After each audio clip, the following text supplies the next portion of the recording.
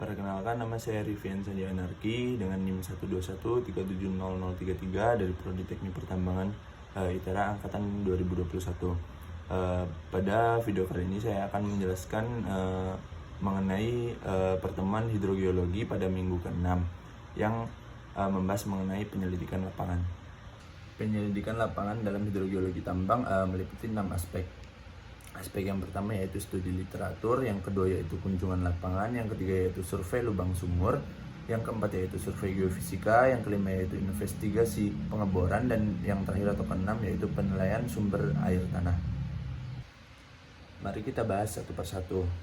Yang pertama yaitu mengenai studi literatur, yaitu di mana pada tahap ini kita harus menjawab beberapa pertanyaan. Yang pertama yaitu berapa debit air yang ada, lalu kriteria air yang dibutuhkan, lalu kemudian berapa sumur bor yang diperlukan, kemudian apakah informasi hidrogeologi yang ada itu sudah akurat atau belum. Tahap yang kedua yaitu kondisi lapangan. Kondisi lapangan yaitu bertujuan untuk meningkatkan pemahaman mengenai kondisi hidrogeologi. Lalu yang kedua yaitu untuk merancang posisi di mana letak sumur bor. Lalu yang ketiga yaitu untuk menduga pencemaran-pencemaran yang mungkin akan terjadi. Lalu yang keempat yaitu berdiskusi dengan warga lokal untuk melihat kondisi sumur bor yang akan dibuat. Tahap yang ketiga yaitu tahap survei lubang sumur. Survei lubang sumur sangat penting dilakukan untuk melakukan pendataan mengenai sumur bor yang akan dibuat. Tujuan adanya survei lubang sumur ini untuk menentukan level air tanah, lalu untuk melihat konstruksi lubang bor, sumur bor, dan yang terakhir yaitu untuk melihat laju pemompaan. Untuk survei lubang sumur ini dilakukan menggunakan GPS untuk menentukan elevasinya.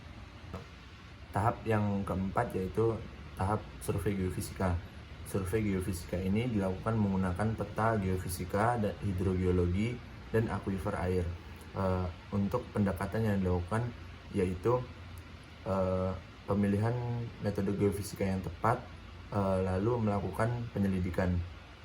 Dan survei geofisika ini sangat penting dilakukan agar dapat mengetahui kondisi secara detail yang ada di bawah permukaan. Lalu tahap yang kelima yaitu investigasi pengeboran. Pada tahap ini dilakukan pengeboran secara berkala untuk mengetahui kondisi hidrogeologi yang ada di bawah permukaan secara bertahap.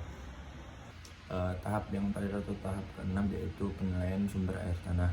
Penilaian sumber air tanah sangatlah penting dilakukan untuk menilai bagaimana kualitas air tanah dan aspek keadaan lingkungan sekitar.